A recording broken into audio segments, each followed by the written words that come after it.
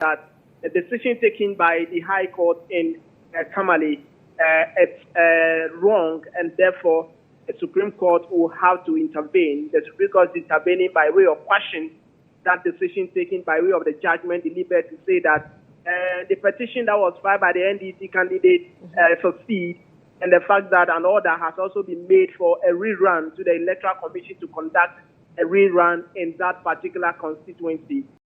The decision or the effect of the Supreme Court ruling today means that all those decisions, the judgment and its consequential orders have been quashed by the Supreme Court. As we speak, Michael Nyindam effectively is a member of parliament, and he remains so until any other time that the NDC side decides that they are filing another petition or file a petition to challenge that. But nowadays, the Supreme Court is making the argument that their full reasoning of their decision will be ready on or before the 6th of February, so that you will know what went into the decision of the majority and what went into the Justice Gabriel Kwaman's view dissent. But obviously, the NPP side are happy that the rule of law has worked, are happy that the justices have taken a decision that vindicates their stance and all of that. But the NDC side also obviously makes the point that they'll be waiting to see what is contained in the reasoning of the justices by way of effecting their decision. At the end, they will decide whether to seek a review or to accept the results as it is. But what is clear is that the Supreme Court has, by a 4-1 majority, nullified that judgment by the High Court. And who presided over this panel? So the panel of 5, Justice Gabriel Kwaman, who is eventually dissented, is the one that led or presided over the 5-member panel by way of the decision that has come out today. All right, thank you very much. Murtala Inusa is our legal affairs correspondent. Let's now bring you the reaction from the NDC side. The court has just given its decision in the Bandai matter is to the effect that the decision of the Tamale High Court, the Commercial Division, decided by Justice be quashed by a 4-1 decision. Now, as a party, we are aggrieved by this decision, and therefore we will advise our candidate in the matter regarding the next step to take. But the court is a court of equity and of law. We should be interested in the Gazette notification. As a political party, we respect the decision of the court, but we disagree. I mean, we disagree with the rule because we realize that people should not use technicalities to negate a criminal act. Criminal act in the sense that if you look at what happened at the Tamale High Court, the ruling, if you go and take the ruling itself, where we've realized that some polling station recorded up to 1,400 votes, 1,200 votes. You and I know the highest you can get in an election is 750. And so if somebody saw this and decided to use technicality, backdoor means, I mean, I call it backdoor subtle means, to get this kind of verdict, the only thing is I will respect the court decision. That is the effect the law laws have spoken. But we will wait for the ruling itself on the 6th of February. We'll study it, our legal team will study it, and then we'll take action afterwards. But I can assure you, this is just the beginning. The matter is not ended. There are other options that we have under our sleeves. And I'm telling the good people of Kanda, our supporters, the NDC, it's not lost yet. We are still in the process. Yes, the verdict has been delivered today. We are law-abiding people. We will respect it. We will not call the court names, unlike our opponents, who has a penchant of calling judges names when they lose matter. Remember what happened when they lost the Tamale. They held press conference and ran down the judiciary, they ran down the High Court judge, called him unpalatable names. Even just recently, about 3 days ago, the minority held a press conference and ran down the Chief Justice. In fact, they called the Chief Justice all manner of names and his team. But you see how the same justices rule in their favor to do. That is the beauty of the That is NDC government. We are not the people who will go into manipulating process. We are not that type. We will look at the ruling itself on 5th February and we'll take the matter serious. We are assuring our supporters. It's not lost yet. Let's turn our attention now to matters relating to the upcoming primaries of the New Patriotic Party. Well, the NPP has dismissed concern about a possible fallout after it elects its presidential candidate. The party's presidential primaries come off this Saturday, the 31st of January, with 5 contenders in the race. Last week, all 5 Blackberry hopefuls signed a peace pact committing themselves to a violence-free election process. Party leadership has expressed confidence that unity will prevail regardless of the outcome. Now, speaking on the concerns about post-primary disputes, the Director of Communications for the NPP, Richard Vision, insisting the agreement will hold. He spoke to Isaac Ade on the verdict. First point is that all 5 of them by and large, would make a good candidate. The party will rally behind them on account of the pact that we signed. The party will rally around them, and any one of them, the remaining 4, would rally behind the winner on account of the pact that we've signed. So on balance, I think that any one of them... I'm sorry to cut you. Are you sure this peace pact would be that practical? Your concern is just manifestation of human behavior. In a loss situation, people come up with everything they can possibly come up with to justify why they didn't win. And it's normal, okay? Everybody goes through that. That is human nature. So if after this process, people... Business comes up shortly. The Business Brief is brought to you by CompuGhana, passion for technology. In business, on news relating to the economy, Ghana's total public debt declined by about 40 billion cedis between September and November 2025, reaching 644.6 billion cedis, about 45% of gross domestic product. Now, Bank of Ghana data shows the drop followed months of volatility, with valuation effects from exchange rate movement influencing the figures. Now, total public debt stood at $57.2 billion in November. Now, external debt accounted for about 23% of GDP, while domestic debt declined to 314.5 billion cedis. On the fiscal front, government recorded a deficit of 1.4% of GDP, even as the primary balance remained in surplus. Meanwhile, Ghana posted record export earnings of $31.1 billion in 2025, driven largely by gold, which brought in $20 billion. Cocoa export also rose sharply, while oil exports declined due to lower global prices. Gross international reserves climbed to a record $13.8 billion, boosting Ghana's external buffers.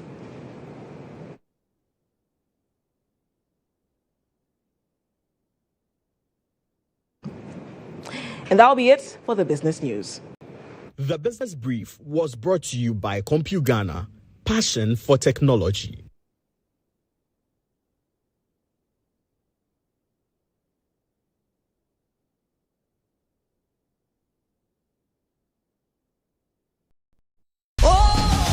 On Friday, 6 February, join us at the Kempinski Hotel Gold Coast in Accra, Ghana for the 2026 Africa Prosperity Champions Awards and Presidential Gala Dinner under the patronage of His Excellency President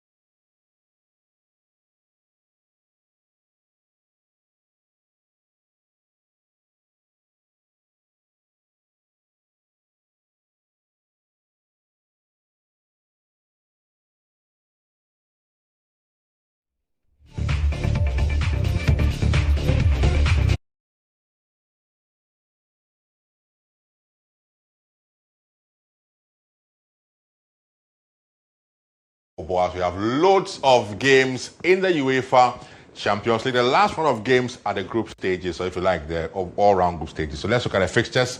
The games on your screen.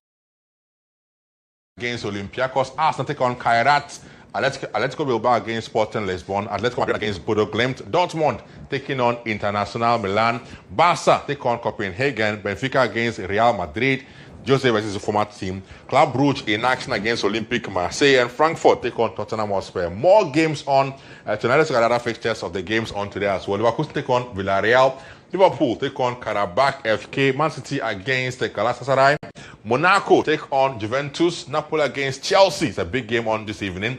Pafos against Slavia Praha, PSG against Newcastle, PSV Eindhoven versus Bayern Munich, Union Saint-Gilloise against Atlanta are the fixtures tonight in the UEFA Champions League. Some big games on tonight as the last round of games, for the all-round, if you like, league phase of the Champions League. From this stage, knockout stage will be on as well. But ahead of the games coming up tonight, though. Now, Barca's coach Hansi Flick has been speaking about they respecting their opponents ahead of the game tonight against FC Copenhagen at the new camp. We have to respect Copenhagen, but they also have to win when they reach the next round. And this is always what I say to the team. Most important thing is that we do our job, and we have to defend well. We have also play on our best level. So it will be not the easy game, but at the end it's clear we want to win, and also we want to win I want to reach the first 8. So this is our job. What to do.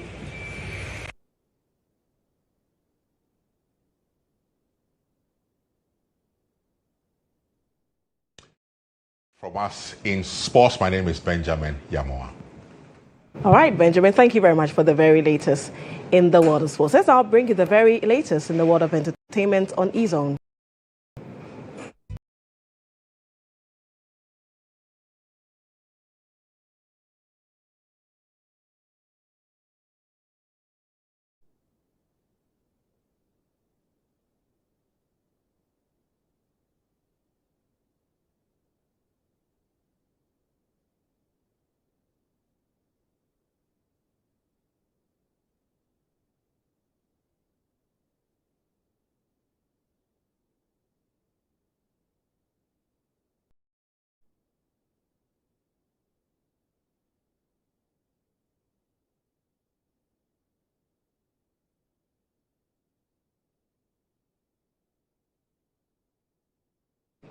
And on GHOne, the Minister for Foreign Affairs, Samuel Okudzeto-Ablakwa, has announced that the ministry has approved the issuance of a Ghanaian passport to popular American streamer and internet personality IShowSpeed, following confirmation of what he described as the influencer's irrefutable ties to Ghana. And that conversation generated a lot of conversation on social media. People have talked about the level of mileage that IShowSpeed did give the country while he was here. There are people who've talked about getting to know aspects of the country that they didn't know about. I'm sure a lot of people have been talking about the issue relating to Hamama Timontia, who is a former Miss Malaika. She has a Shea Butter Museum, and a lot of people have been talking about how that was the first time they were seeing the place. As you do know, Hamamat has been very much involved in the shea butter business for a while. Many people did not know that she had a museum here in GHOne and people could go have a massage there. But there's one lady that's got social media buzzing. She's joining me in the studio as we have a brief conversation in relation to this particular development. It's still the newsroom here on GHOne television, and we are bringing you the very latest with regard to the world of news. And like I did say, I'll be joined in the studio shortly by an amazing lady that has got a number of you talking on social media. We'll have that conversation shortly. But yes, IShowSpeed's presence in Ghana has generated a lot of conversations. I recall having a conversation with Socrates Safo, who was with the Creative Arts Council under the previous administration.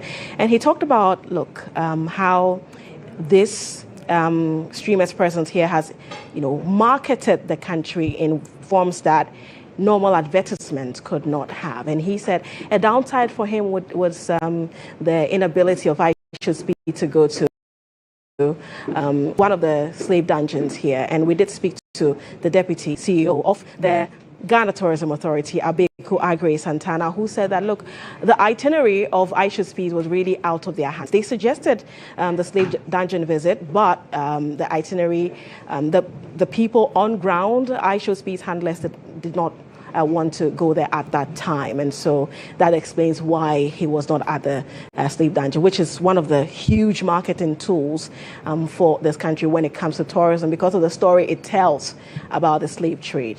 This is Newsroom here on GHOne Television. We are also live on Star 103.5 FM. Like I did say, we have been joined in the studio by a very graceful lady that has got social media buzzing. Hi there, Lily. Good afternoon to you. How are you? I'm good. What's up with you? I'm the lady in the trance, isn't it? Yes. Unfortunately. Anyway, thank you very much. So, good afternoon to you. So this morning on GH Today, I shared an opinion on a decision by the Ghanaian government to issue you as YouTuber ISHOSP with a Ghanaian passport. I concede, however, that some of my comments were overboard and unsavory, and that I sincerely apologize to the Minister for Foreign Affairs, Samuel Okudzeto Ablakwa. I also apologize to viewers who were offended. Do have a good day. It's still news from here on GH1 Television. Thank you so much, Lily Mohammed. And we'll talk some more after the news. Let's bring you some international news.